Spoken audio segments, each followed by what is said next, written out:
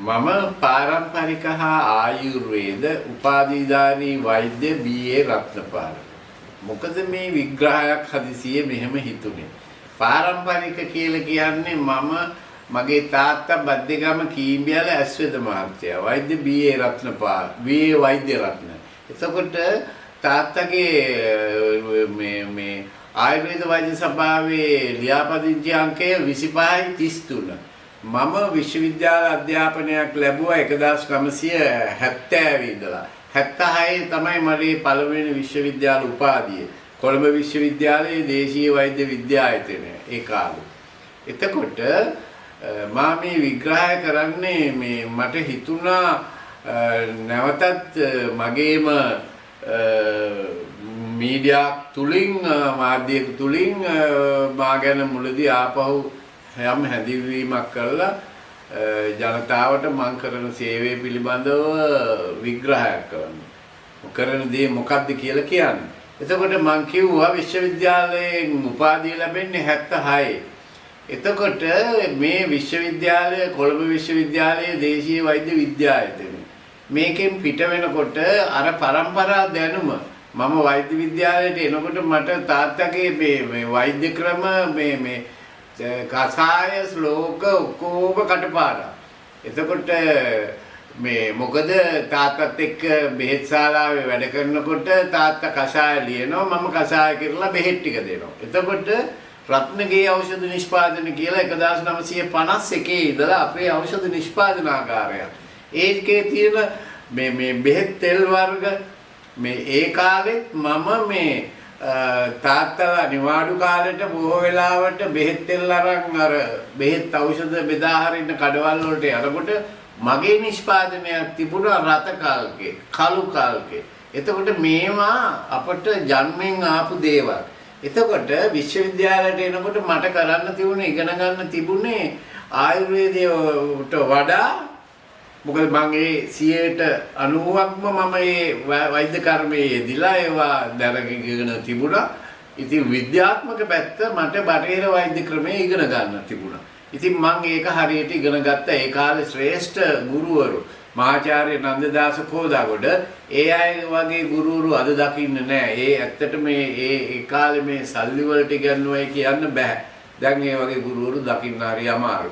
මහාචාර්ය නන්දදාස කෝදාගොඩ මහාචාර්ය සීසීද සිල්වා ඒ වගේ මේ බටහිර වෛද්‍ය ශාස්ත්‍රයේ ඉන්න ඉතා ශ්‍රේෂ්ඨ ගුරුවරුන්ගේ අධ්‍යාපනය ආයුර්වේදයේ මහාචාර්ය අපේ ඒ කාලේ පණ්ඩිත විලියම් අල්විස් පණ්ඩිත KJP ජයතිලක ආචාර්ය උපාලි පිටපිටිය මේ වගේ ආයුර්වේද ශාස්ත්‍රයේ ඉන්න ඉහළ උගතුන්ගේ අපිට ඒකම පරම්පරා වෙදකම් වල ඇස්වැදකම විශේෂයෙන් ඒ කාලේ පරම්පරා වෙදකම් ඉගන්වුවා දේශීය වෛද්‍ය විද්‍යායතනේ. ඒවා ඉගන්වපු වෛද්‍යවරු අර විශේෂයෙන් ඇස්වැදකම අපි නිකන් ව්‍යවහාරේ කියන්නේ මේ කොණ්ඩ වෙද මහත්තයා කියලා ඒ වෙද මහත්තයා WI ෆර්නැන්ඩෝ ඒ වගේ මේ පරම්පරා වෛද්‍යවරු ඉගෙනව. එතකොට පරම්පරා වෙදකම් වල දැනුමත් ආයුර්වේදයේ දැනුමත් ඒ විතරක් නෙවෙයි දෙමළ අයට උරුම වෙච්ච සිද්ධ වෙදකම තිබුණා අපිට. ඒක ඉගන්වුවා. මහාචාර්ය සුබ්‍රමණියම් බවානි ඒ මේ දෙමළ අයට උරුම වෙච්ච අර සිද්ධ වෙදකම. ඒ වගේම යුනානි වෙදකම. ડોક્ટર ලතීෆ් ඒ වගේ මේ වෛද්‍ය ක්‍රම ලෝකේ මොනවද තිබුණේ ඒ හැම එකක් පිළිබඳව අධ්‍යයනයක් අපිට ලැබෙනවා. අකුපංචර් ඇනස්තීසියා ඇන්ටන් ජයසූරිය මැතිතුමා යටතේ මහාචාර්යතුමා යටතේ මේ විවිධ වෛද්‍ය ක්‍රම එකව වෙලා ඇත්ත වශයෙන්ම මේ ආයතනයේ පිටවල වෛද්‍යවරයා ජාතික වෛද්‍යවරයෙක් හෙළ වෙදකම එක්ක මේ රටට උචිත වූ රටේ විවිධ වූ වෛද්‍ය ක්‍රම හදාරලා පරම්පරා වෙදකම් හදාරලා තමයි සමාජයට පිවිසෙන්නේ. 71 76 මම විශ්වවිද්‍යාලයෙන් පිට වෙන්නේ. ඊළඟට මම 2000 දී තමයි පශ්චාත් උපාධි අධ්‍යයනය කරේ. ඒක ඉංග්‍රීසි මාධ්‍යයෙන්. මම එහිදී මගේ තේමාව තේසිස් එක මම ලියලා තියෙන්නේ curing diabetes by enhancing immunity. ප්‍රතිශක්තිය වර්ධනය කරමින් දියවැඩියාව සුව කිරීම. ඒක තමයි ලෝකේ සුවිශේෂ වූ වෙදකමක්. අද කවුරුත් මේ ඉමුනිටි එක ප්‍රතිශක්තිය හදනවායි කිව්වට ඒක වෛද්‍ය විද්‍යාත්මකව පෙන්වන්නේ නැහැ. ප්‍රතිශක්තිය හදනවායි කියන එකට වෛද්‍ය විද්‍යාත්මකව පෙන්වන්න ඕන රුධිර ධාතුවේ බ්ලඩ් කවුන්ට් එකේ ලිම්ෆසයිට්ස් කියන සෛලය හදලා. ලිම්ෆසයිට්ස් තමයි මේ ප්‍රතිශක්තියට සම්බන්ධ සෛලය. ඒක වෛද්‍ය විද්‍යාත්මකව පෙන්වන්නේ ලෝකෙම මම මේ මගේ සායනික අත්දැකීම් තුළ මම ඒව ඔප්පු කරලා පැහැදිලිව පෙන්නනවා මේ ප්‍රතිශක්තිය හදලා ඇති. ඒකට විශේෂ ඖෂධයකුත් මම නිර්මාණය කරලා තියෙනවා. විශේෂයෙන් මේක 2000 ඉඳලා කරන ප්‍රතිකාරයක්. ඒ ප්‍රතිශක්තිය වර්ධනය කරමින් දියවැඩිය අවසුරු කිරීම. මම මේ ප්‍රතිශක්තිය වර්ධනය කරන එක ආයුර්වේද වෛද්‍ය විද්‍යාත්මකව තියෙන සංකල්ප මත ඒක ගොඩනගාගෙන වෙනත් රෝග වලට පාවිච්චි කරලා රෝගීන් සුව කරනවා. විශේෂයෙන් පෞගේ කාලවල වල අර කොරෝනා වලදී ඒකෙදි මං ව්‍යාධිහරණී කියලා ඖෂධයක් නිෂ්පාදනය කළා. ඒකෙන් දහස් ගණන් මම ඒ වෙලාවේ රෝගීන් සුව කරා. ඒක තමයි මේ විශේෂ උතුදය. ලෝකේ කවුරුත් ඉමුනිටි එක හදලා පෙන්වන්නේ නැහැ වෛද්‍ය විද්‍යාත්මකව. මට බටහිර විෂයන් ඉගෙන ගත්තාම ඒක වෛද්‍ය විද්‍යාත්මකව පෙන්වන්න පුළුවන්. ලෝකේ කවුරුත් ඉන්සුලින් හදලා පෙන්වන්නේ නැහැ. දියවැඩියාව සුව කරන්න නම් ඉන්සුලින් තියෙන්න ඕන. ඉන්සුලින් හදලා පෙන්නන එක කරන්නේ බෙහෙත් දෙන්න ඉස්සෙල්ලා ලෙඩාගේ ගන්නෝ සීරම් ඉන්සුලින් කොච්චරද ඉන්සුලින් තියෙන්නේ. එතකොට බෙහෙත් දීලා විවරලා පෙන්නනෝ මෙන්න මෙච්චර දැන් ඉන්සුලින් ගණන් වශයෙන් කියනවා නම් 6යි 24යි අතර තියෙන්න ඕන. මීන් වැලියු එක 11.9 11.9යි. අපි ප්‍රතිකාර කළා පෙන්නනෝ මේ 11.9 වරට වඩා වැඩි කළා ඉන්සුලින් හදලා. දියවැඩියාව සුව කරන්න නම් ඉන්සුලින් ඕන. ඉන්සුලින් නැතුව සුව කරන්න බෑ. ඒකත් වෛද්‍ය විද්‍යාත්මකව මම නව්‍ය විද්‍යාත්මකව ඔප්පු කරලා පෙන්නනවා. මෙන්න ප්‍රතිකාරයෙන් ඉන්සුලින් හැදෙනවා. ඊළඟට මේ දියවැඩියාවේ විශේෂ දෙයක් තමයි මේ රෝගය ඉංග්‍රීසි ක්‍රමෙත් ඒක කියන්නේ chronic and degenerative disease. දවසින් දවස ෂේ වෙන එක. මේ රෝගීන්ගේ බැලුවාම ටික කලක් යනකොට බොහෝ වෙලාවට දෙන ඖෂධවල වරදින් ප්‍රතිශක්තිය ඉමුනිටි එක අඩු වෙනවා. එතකොට මම අර ප්‍රතිශක්තිය වර්ධනය කරන ඖෂධ දුන්නාම ඒ අයගේ ඉන්සුලින් නිෂ්පාදනයත් වැඩි වෙනවා. ඒකම රුධිරගත හැම සෛලයක්ම නිරෝගී ප්‍රමාණයට වර්ධනය වීමේ රීජනරේෂන් රිපෙයාර් කරනවා. නිකන් දුර්වල වෙච්ච වර්ධනය කළා පෙන්නනවා. බ්ලඩ් කවුන්ට් එකේ ගත්තාම RBC හිමෝග්ලොබින් මේවා පවා අපි වර්ධනය කළා පෙන්නනවා. එතකොට මේක වෛද්‍ය විද්‍යාත්මකව මම කරන දෙයක්. මේ මගේ ප්‍රතිකාරයේ සුවිශේෂ වූ කාරණා තමයි අපි කියන දේ වෛද්‍ය විද්‍යාත්මකව නව්‍ය වෛද්‍ය විද්‍යාත්මකව ඔප්පු කරලා පෙන්වන එකයි. මම රෝගියෙක් බලනකොට එයාගේ දියවැඩියාව සුව කරන්න නම් අනිත් කාරණාව ආහාර ජීර්ණය හදන්න ඕන. මේ ජීර්ණය හදන්නේ නැතුව දියවැඩියාව සුව කරන්න බෑ. බොහෝ වෙලාවට කෙරෙන්නේ සීනි බලනවා බෙහෙත් දෙනවා. සීනි බලනවා බෙහෙත් දෙනවා. කොලෙස්ටරෝල් බලනවා බෙහෙත් දෙනවා. ඇයි සීනි වැඩි වෙන්නේ? මොකද හේතු බලන්නේ නැහැ. අපි මේ හේතු සොයලා හේතු ඉවත් කරලා ආහාර ජීර්ණය අපි ගන්න ආහාර පැය දෙකමාරක් 3ක් හෝ 4ක් ඇතුළත හරි ජීර්ණ ක්‍රියාවලියක් වෙලා දවසට සැරයක් අපේ ස්ටූල් ෆෝම් වෙලා අපේ බයිස්රාවීය ද්‍රව්‍ය ශරීරයෙන් පිට වෙන ක්‍රමවේදයක් ආහාර ජීර්ණය හදන්න ඕනේ. මේකේ ජීර්ණය හදනවා. ඒකත් අපේ ක්‍රමවේදයක්. ඊළඟට නිවැරදි ආහාර රටාව මම දකින්නේ මේ රෙඩි 175ක්ම හේතු කාරණා වෙන්නේ රාත්‍රී ආහාරය. රාත්‍රී ආහාරය මේ රෝගේ 175ක් හේතු කාරණා වෙනවා. එහෙනම් ඒ රාත්‍රී ආහාර නිරෝගී විදිහට දෙන්න එපා. දැන් මේ රෝගීන් දිහා බැලුවාම මේ රෝගීන් 175ක් මේ රෝගේ වර්ධනය වීමේ හේතු කාරණා වෙන්නේ රාත්‍රී ආහාර. ඒක අපි බුදුදහමත් බැලුවොත් එහෙමයිනේ. බුදුහාමුදුරුවෝ කියන්නේ ඒකාසන භෝජන. මේක හාමුදුරුවරුන්ට විතරක් අද හරිම අභාග්‍යයක්. අද හාමුදුරුවෝ රැට හොඳට වළඳනවා කියන්නේ දොස්තර මහත්තුරු කියන්නේ මේක ඉතින් වෛරයක් නෙවෙයි. බෙහෙත් බොනවා නම් වළඳන්නලු. ඉතින් රැටත් වළඳන්න ඕනේ. ඉතින් දවසින් දවස මේ අපි ශාසනය බේරගන්න ඉතාම වැදගත්.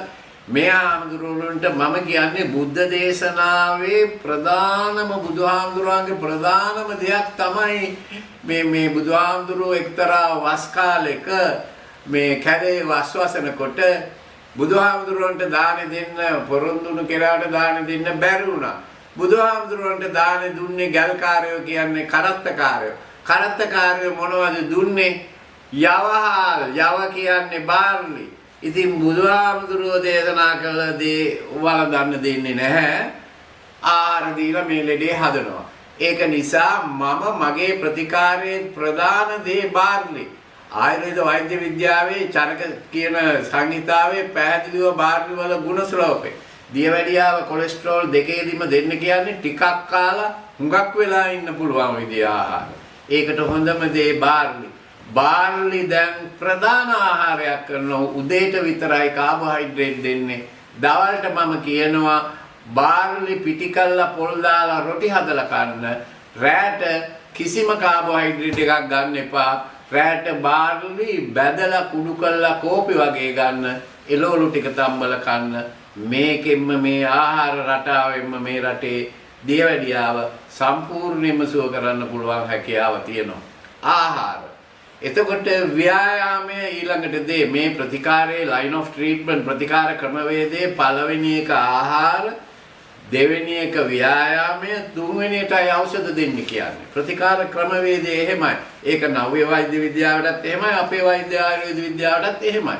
නමුත් මේ ප්‍රතිකාර ක්‍රමය සම්පූර්ණයෙන් හරියට කරලා අද ලංකාවේ නෙවෙයි ලෝකේ හරිම අඩුයි මේ ලෙඩේ හදන එක තමයි කරන්නේ. මම මේ ටික විග්‍රහ කරේ අද බහුලව මේ ප්‍රතිකාර වලට යොමු වෙන අය වැඩි. මොකද නව්‍ය ප්‍රතිකාර වලින් මිනිසුන්ට වෙන හානිය අපි දන්නෝ. බෙහෙත් දුන්නාම මේ ලෙඩේ හැදෙනවා. ඒක නිසා හැම දිනම දියවැඩියාව සුව කරගන්න නම් හේතුව ඉවත් කරගන්න ඕන. හේතුව අර මං කිව්ව විදිහට ආහාර, ව්‍යායාමය, තුන්වෙනියටයි ඖෂධ තියෙන්නේ. මේ කියන කාරණා ගැන උනන්දු වුණොත්, අවබෝධ කරගත්තොත්, එතකොට ගුණම දේ බාර්ලි, අගුණම දේ සීනි නෙවෙයි මුදවපු කිරි. ඇතම් වෛද්‍යවරු මේ මුදවපු කිරි හොඳයි කියනවා. මම කියන්නේ ආයුර්වේද වෛද්‍ය විද්‍යාත්මකව කියපු ශ්ලෝකය අනුව ආස්‍යා සුඛං ස්වප්න සුඛං දදීනි. දදි යටතේ මේ ආයුර්වේදයේ විග්‍රහ වෙන්නේ මුදවපු කිරි. එතකොට වෛද්‍ය විද්‍යාව ඉගෙනගත්ත අලුත් අය කොහොම ප්‍රකාශ කරත් මේක ආයුර්වේද පොතේ ඇයි ඔබ සීනි වැඩියෙන් ගත්තොත් සීනි වැඩි වෙනවා, මුදවපු කිරි ගත්තොත් සීනිත් වැඩි වෙනවා, කොලෙස්ටරෝලුත් වැඩි වෙනවා. ඒක නිසා ගුණම දේ බාර්ලි, අගුණම දේ සීනි නෙවෙයි මුදවපු කිරි. එතකොට මා මේ කිව් කාරණාවල් මූලිකව හිතාගෙන යමෙක් ආයුර්වේද ඖෂධ තුලින් හෙළ වෙදකම තුලින් මේක සුව කරගන්න පුළුවන්. මම මේක පැහැදිලිව සුව කරලා පෙන්නනවා. හොඳට හිතේ තියාගන්න. දැන් ප්‍රතිකාර ක්‍රමයෙන් වෙන්නේ ආයුර්වේදයේ කියන දේ තමයි. සර්ව ඒව ප්‍රමේහස්තු කාලේනා ප්‍රතිකාරීනම් මදුමේහස්ස ජායති. සර්ව ඒව ප්‍රමේහස්තු හැම දියවැඩියාවක්ම කාලේනා අප්‍රතිකාරීනම් කලට වෙලාවට නිසි ප්‍රතිකාර නොලැබ මදුමේහස්ස ජායති මදුමේහ බවට පත් වෙනවා. ඒ කියන්නේ ඔය අයට හැදෙන්නේ ඩයබටිස්, දියවැඩියාව. දියවැඩියාවට හරියට බේත් කරේ නැත්තොත් සුව කරන්න බැරි මදුමේහ හැදෙනවයි කියලා ආයුර්වේදයේ අර ශ්ලෝකෙන් කියන්නේ අවුරුදු 10 ගානකට ඉස්සෙල්ලා. අද වෙන්නේ ඒකයි. මිනිස්සුන්ට දියවැඩියාව හැදෙනවා වැරදි ප්‍රතිකාර නිසා. තියෙන ඉන්සුලින් ටිකක් නැති කරගෙන අන්තිමේදී මදුමේහ හැදෙනවා. මදුමේහ සුව කරන්න බෑ. අද අභාග්‍ය සම්පන්න දේ තමයි ආයුර්වේද වෛද්‍ය විද්‍යාවේ මෙච්චර පැහැදිලි විග්‍රහයක් කරලා තියෙද්දි අපේ වෛද්‍යවරුත් කියනවා දියවැඩියාව නොහොත් මදුමේහය කියලා. සම්පූර්ණයෙන්ම වැරදි. මිනිස්සුන්ට හැදෙන්නේ දියවැඩියාව. දියවැඩියාව කිව්වාම ලේවල සීනි තියෙනවා, මුත්‍රවල සීනි තියෙනවා. එච්චරයි. මදුමේහය යනකොට අර ධාතුගතයි ලේවල පැහැදිලිව එයාලගේ වෙන ෂේවීම් දකින්න පුළුවන්. ඒ එකම පැහැදිලිව ප්‍රෝටීන් වැඩි වෙලා වකුගඩුවට හානි වෙන්න පුළුවන්. ප්‍රෝටීන් වැඩි වෙලා වැරදි ප්‍රතිකාරය හන්දා. වැරදි ප්‍රතිකාරය හන්දා ප්‍රෝටීන් වැඩි වෙලා ඇහැනරක් වෙනවා, ඇහැට බේත් කරන්න වෙනවා, අයි සර්ජන්ට යන්න වෙනවා. තවත් ප්‍රෝටීන් වැඩි වුණාම ප්‍රෝටීන් වල අපද්‍රව්‍ය තමයි ක්‍රියැටිනින්. ක්‍රියැටිනින් වැඩි වෙලා වකුගඩුවට හානි වෙනවා, ඊළඟට හෘදයට හානි වෙනවා. එතකොට ඇහැ නරක් වෙලා අයි සර්ජන්ට දානවා, වකුගඩුව නරක් වෙලා නෙෆ්‍රොලොජිස්ට් දානවා, ඊළඟට හෘදයට කාඩියොලොජිස්ට් දානවා. අන්න මදුමේහ තත්ත්වය යනකොට මිනිස්යාගේ ප්‍රධාන ඉන්ද්‍රිය මේ වගේ විනාශයක් වෙනවා. දැන් වෙන්නේ මේකයි. මේක දැනගන්න ඕන. දියවැඩියාව මදුමේහ කරගන්න එපා. ආයුර්වේදයේ අවුරුදු 10 ගානකට ඉස්සෙල්ලා කියලා තියෙන එකයි. අද සිද්ධ වෙන්නේ මේකයි. දවසින් දවස දැන් දකුණු ආසියාවේ වැඩිම දියවැඩියා රට දියවැඩියාව තියෙන රට ශ්‍රී ලංකාව. මේක ඉතින් මෙහෙම වැරදි ප්‍රතිකාර නිසා වෙන දෙයක්. මේ ආයුර්වේදයේ තියෙන මේ මූලධර්ම මේ ප්‍රතිකාරකම අරගෙන දියවැඩියාව වශයෙන් සුව කරගන්න කියලා මම යෝජනා කරනවා. මම වෛද්‍ය බී.ඒ. රත්නපාල, මම මගේ රෝපා ආයුර්වේද රෝහල කොට්ටාපාර මත්තේගොඩ හැමදාම ලංකාවේ වෙලාවෙන් උදේ පාන්දර එළි වෙන ජාමේ 5යි 7යි මම ෆෝන් එකේ ඉන්නවා. 0.7යි 0.1යි 54යි 54යි 40. 0.7යි 0.1යි 54යි 54යි 40. මට උදේ පාන්දර කතා කරන්න. මම හිතනවා මේ උපදේශ පිළිපදිනව නම් ඔයාලට දියවැඩියාව මදුමේහ වෙන්නේ නැහැ. ඒක නිසා හොඳට හිතේ තියාගන්න. ආයුර්වේදයේ අවුරුදු 10 ගානකට ඉස්සෙල්ලා කියපු මේ කතාව දැන් ලංකාවේ සිදු වෙන්නේ ඒකයි. බුදුදහම වගේ ඒ බුදුන් වහන්සේ දේශනා කළා නම් යමක් සත්‍යයි. ඊට වැඩි දෙයක් නෑ. ආපහු බුදුන් වහන්සේ පාවිච්චි කරා නම් බාල්ලි මාස 3ක් අපේ ජීවිත කාලෙම මාර්ලි වලින් ජීවත් වෙන්න පුළුවන්. ඒක හොඳ සෙල් නියුට්‍රිෂන් සෛල පෝෂණය කරන හොඳම දෙයක් බාර්ලි. මම හිතනවා මේ ටික ගත්තොත් අපේ අය හරියට මේ උපදේශ ටික ගත්තොත් මේ රෝගයෙන් මිදලා ජීවිතේ නිරෝගී බව ලබන්න හේතු වාසනාව වෙයි කියලා හැම දිනකටම දීර්ඝායු වේවා.